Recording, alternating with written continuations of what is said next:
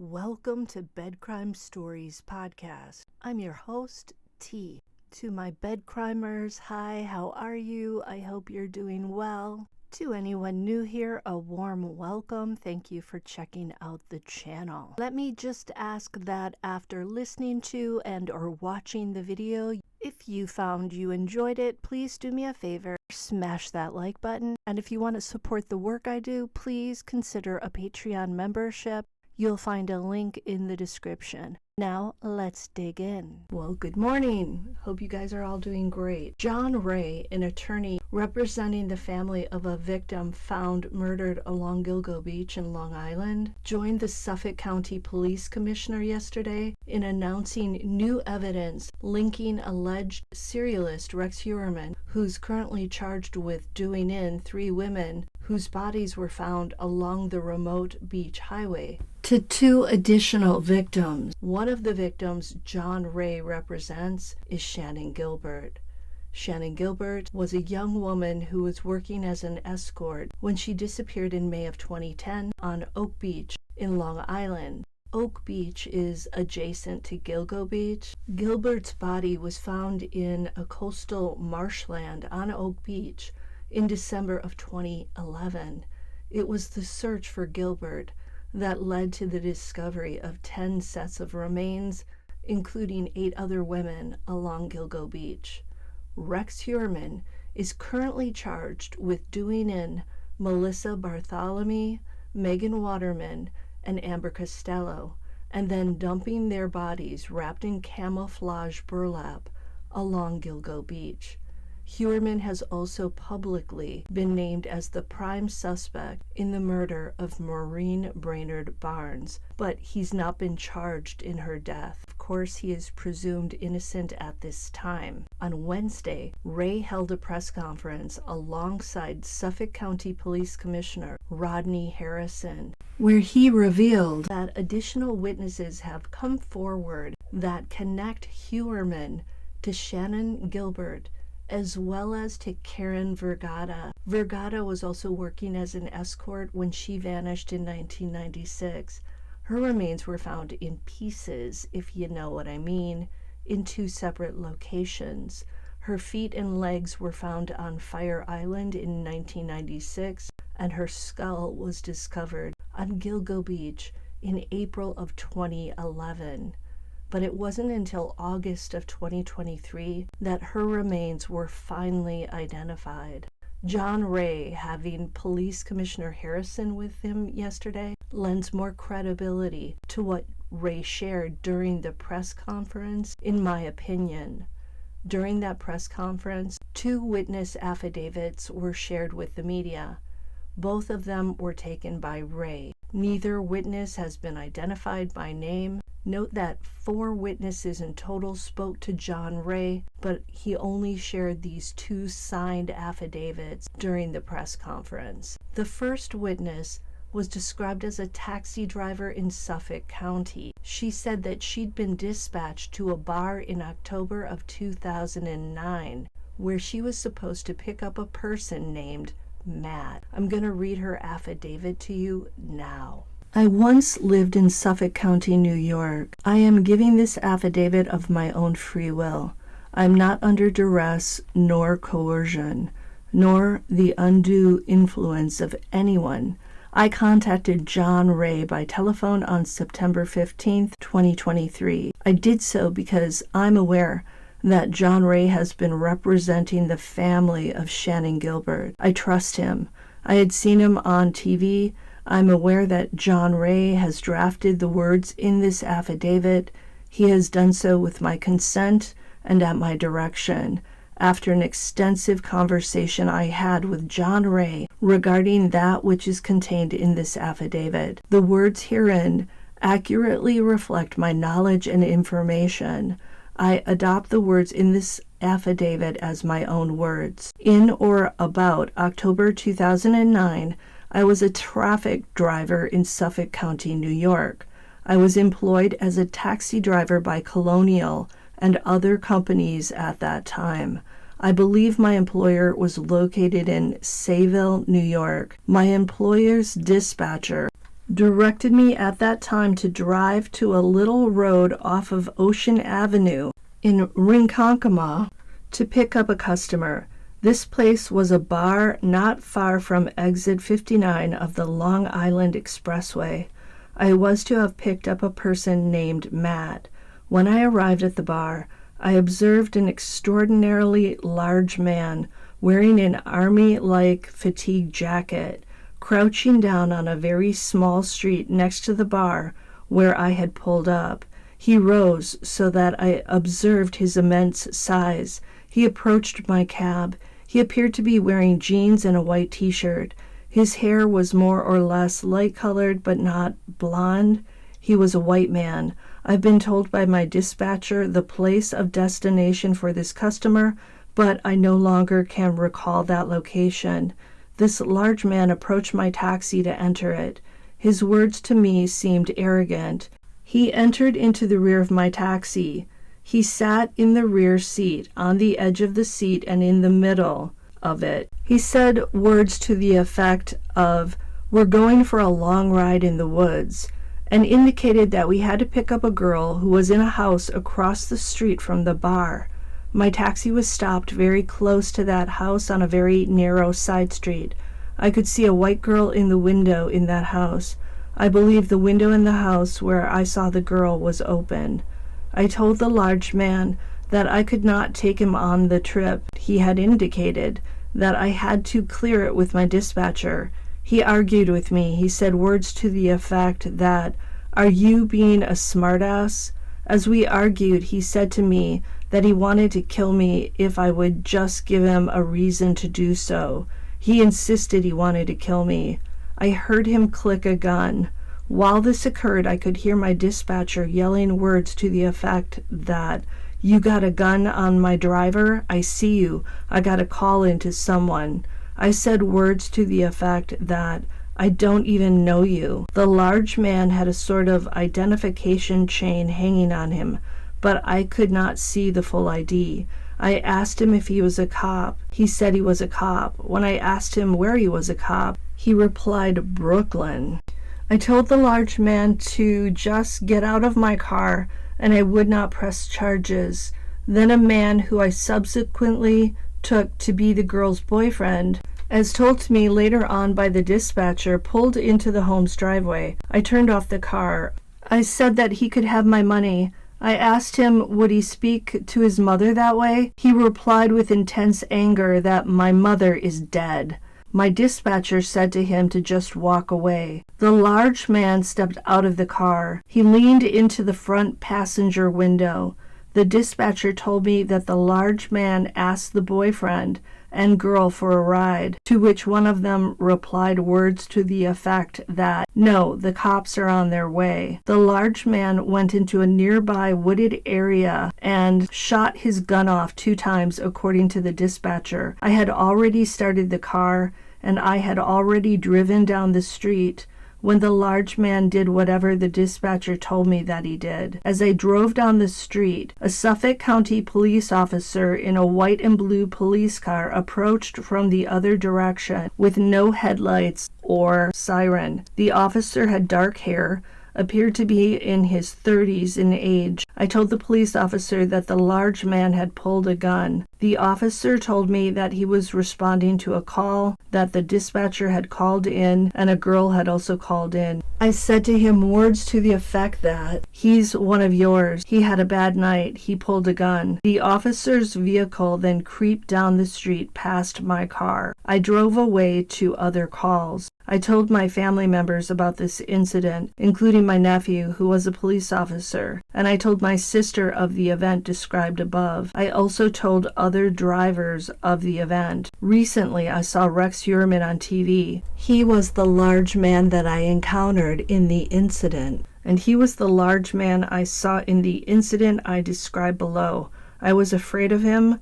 I now know him to be known as Rex Heuermann. In another incident, which preceded the one above by at least several weeks, my dispatcher sent me to pick up a passenger at the Sayville Motor Lodge on Sunrise Highway. I was told by my dispatcher that the prospective passenger had asked for a female driver, and that she had locked herself in a bathroom in a room at the motel. I drove in behind the motel. I saw a dark, apparently greenish-gray SUV on a side street near to the motel. I drove into the parking lot to the left. I looked for the correct room number. When I located it, I blew my car's horn and flashed my lights at the room.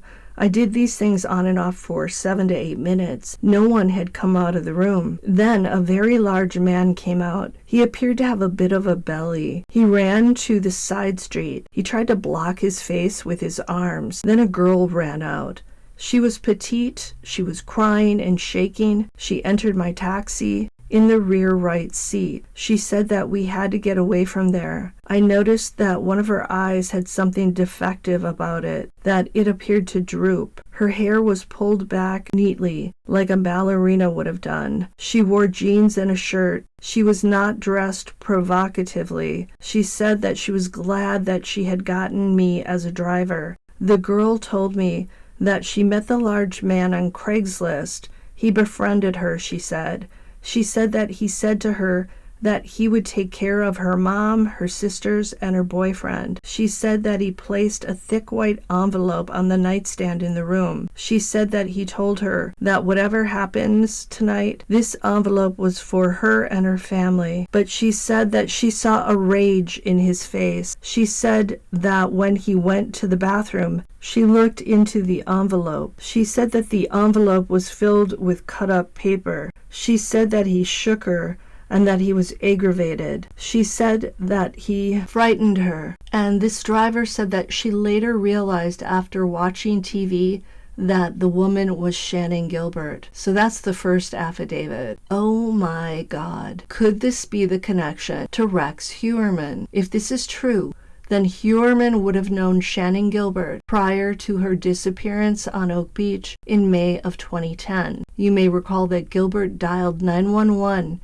in the early hours after having a tryst with a man who lived on Oak Beach. She was frantic and wanted the police to come to her location. But because she'd had a driver take her there, she didn't know where she was. She knew she was in Long Island, but she couldn't say I'm on Oak Beach. She didn't have the John's address. She told the dispatcher at one point, "These people are going to kill me." Saying these people made it seem like a group of people, or at least more than one person, was chasing Gilbert that night. Could Heuermann have been there? It sounds like the police are going to have to now reinvestigate Gilbert's case. They concluded years ago that Shannon Gilbert's death may have been accidental and due to a drug-induced state of confusion and paranoia. Now, a second affidavit came from a woman who says she was a former swinger, which she defined as a person who partners with another person, then that partnership gets jiggy with other partners or groups of partners. Now I'm going to read you that affidavit. And I'm going to say get jiggy for the 3-letter word that starts with an S and ends with an X. I am over 18 years of age. I reside in the state of New York. I am of sound mind and memory.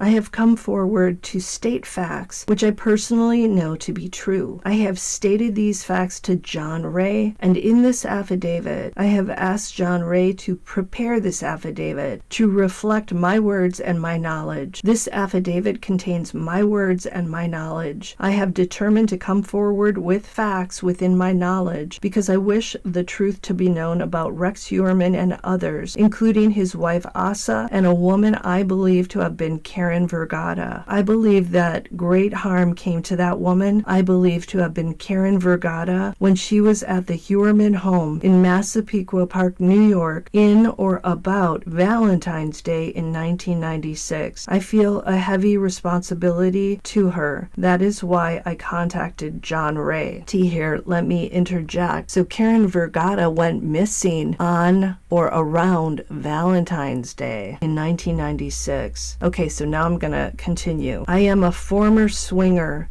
I am 54 years old. A swinger is a person who partners with another person. Then that partnership gets jiggy with other partners or groups of partners. I formed a partnership with an NYPD policeman in or around 1996. His name is known to me and to Mr. Ray. I call him RW. He had been a police officer assigned in Prospect Park in Brooklyn. He became a detective. He was handsome. I loved that man. We became partner members of a swingers club known as Trapeze. I believe it was in Lower Midtown in Manhattan. Sex amongst partners there was common and encouraged, including on the premises. I believe that as many as 300 members and their partners could be there at any time. I and RW went to Trapeze several times and got jiggy with other couples there several times. I saw others having get jiggy there as well. Getting jiggy took place in rooms and in a big room as well. Several members were police officers. Several members were from Long Island. Members were enabled to post messages and contact information on a wall. Either Rex Heuermann or his wife Asa posted contact information for them in a house in Massapequa Park to engage there in swinger getting jiggy. In 1996, I and RW chose to go there to the Heuermann home in February 1996. RW picked up a woman I believe to be Karen Vergata in New York City on the way to the Heuermann house. She was hungry and homeless. She sat in the back of the car. She leaned forward and to the right. When we stopped for gas, she said that she was scared. I told her not to be scared because RW was a cop. She couldn't be safer than being with a cop. I told her to ask at the house when we arrived to take a shower and for food. We entered the Heuermann home by walking around the side of it. It was in the night. Inside the house in Massapequa Park, it was dark. Karen went downstairs. I stayed upstairs with Asa. My partner, who I believe was bisexual, kept disappearing. I believe he was elsewhere in the house getting jiggy with Rex. I believe I got jiggy with Rex as well. Picture your host throwing up. I never went downstairs. Asa told me words to the effect that Rex brought her from her country and that everything she had, he has given to her. She said that she was lucky that he was rich. She said she was also afraid of Rex. I do not know if she was truthful.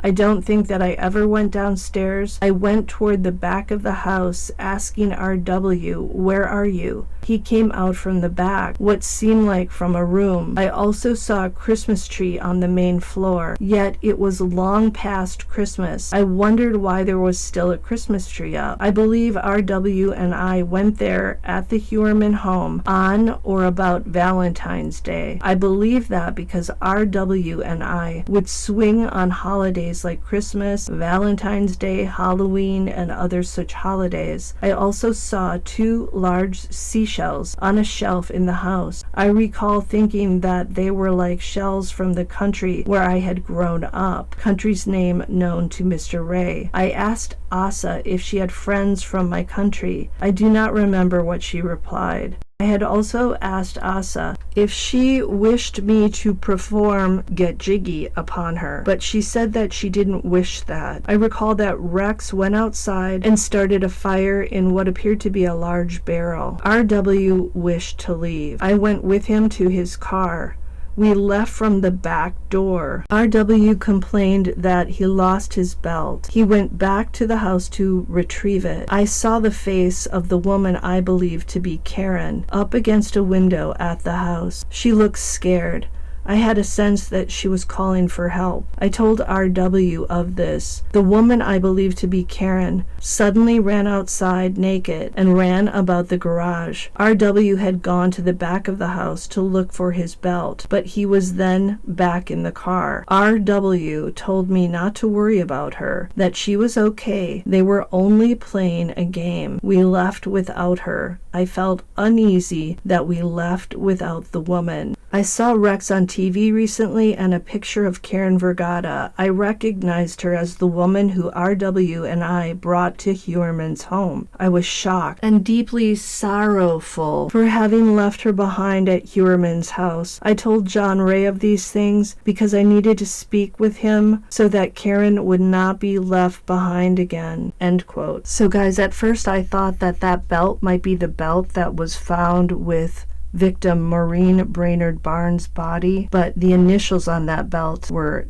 either WH or HM. So that belt likely belongs to Rex Heuermann and not to the person referred to as RW in this affidavit. And I also don't think that this particular police officer could be James Burke. Remember him? He was the former police chief of Suffolk County who was arrested and convicted of misconduct and who also had allegedly a relationship with an escort. So I don't think it could possibly be James Burke. How many police officers in this town were into this kind of stuff? Sounds like a lot. I would say that if all of this is true, then it's fairly damning for Heuermann's wife, Asa Ellerup. It would seem to indicate that she was well aware of her husband's alleged appetite for getting jiggy with escorts and others, and that perhaps she too was into this stuff. Of course, that doesn't mean she's a violent person who also allegedly participated in the crimes her husband is accused of. Remember, per the police, Asa Ellerup was away from home and traveling back when the 3 Gilgo Beach victims were harmed, the 3 that Rex Heuermann is charged with murdering. But then again, strands of Ellerup's hair were found on or near 3 of those victims. But for Karen Vergata, this would indicate Asa was home when she was harmed and then went missing. It sounds like, if we are to believe this, that Asa was okay with escorts, but if Rex is the person who harmed Karen, did Asa know about it? Wouldn't that make her culpable in the crime? But again, if we are to believe this, then it sounds like she felt very thankful to him for taking her away from her home country, which is Iceland, and bringing her to the U.S. and supporting her with the monies he made as an architect. So was she so beholden to her husband that she felt like she had to tolerate this kind of thing? Remember, when Asa was informed of her husband's alleged crimes, she reportedly said, "Well, it is what it is." To me, this indicated that whatever evidence the police showed her was undeniable, or that she already had an inkling that her husband had a violent side. Just my opinion, but she didn't seem to fight the cops' accusations against her husband from what we've heard. You'd think that a woman who was married to a man for so many decades would defend him and say, "No way, my husband isn't capable of that." Now, maybe she said more behind the scenes than we were told, who knows? During yesterday's press conference, Ray offered himself as being available to any other potential witnesses who could have information about the case. Later that day, in a statement after the conference, Suffolk County District Attorney Ray Tierney said that Ray was not a member of the Gilgo Beach Homicide Task Force and that none of the prosecutors had received any advance notice about these 2 affidavits. Additionally, Tierney said, any citizen who believes that they have relevant evidence regarding the Gilgo Beach investigation should report it to the investigative agencies that comprise the task force. Those agencies are the Suffolk County District Attorney's Office, the Suffolk County Police Department's Homicide Bureau, Suffolk County Sheriff's Office, New York State Police, and the Federal Bureau of Investigation. Private attorneys are not part of the task force, and potential witnesses should not be reaching out to a private attorney with an interest in the outcome of the case. End quote. Very interesting that the Suffolk County Police Commissioner joined Ray for this press conference, but then the district attorney comes out and says this. You'd think the police commissioner would have warned the DA about the press conference and filled him in about the 2 signed affidavits. The big takeaways from this press conference for me are a connection may have been made between Heuermann and Shannon Gilbert. Her dying out there on Oak Beach then has to be reevaluated. And if Heuermann was in that situation with Shannon Gilbert earlier in 2009, that makes it very believable that he could possibly be involved in the crime that led to her disappearance in May of 2010. The other big takeaway is obviously that if all of this is true, then Asa Ellerup got some splaining to do. And also that she was into this swingers lifestyle as well, possibly. And also that she knew about her husband's trysts with other women and also other men. Is the information supplied in the signed affidavits true? That's the question. Or is this all still allegedly? We don't want to convict anybody or accuse anybody of any crimes until there's actual proof and there's a trial and jurors decide that that person's guilty. So those are my thoughts on this. Until the next time on Bed Crime Stories.